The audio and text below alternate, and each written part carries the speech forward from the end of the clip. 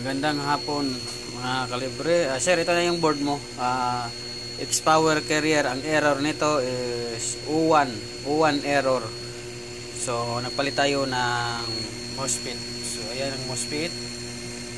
May leakage siya ng MOSFET. So ito, pan motor. Gumagana na yung pan motor. Gumagana na rin yung compressor. So okay na ito, sir. Running na ito. Wala pala to wala kang dinala dito na sensor saka display, wala ka rin dinala. Kaya pwede mo na to, sir, maibok uli. So shout out sa iyo, sir. Bumibirit na yung compressor. Carrier X-Power. So, sa gusto magpagawa, PM lang kayo, wag magtanong. Okay na to, sir. Ayos na to, ayos.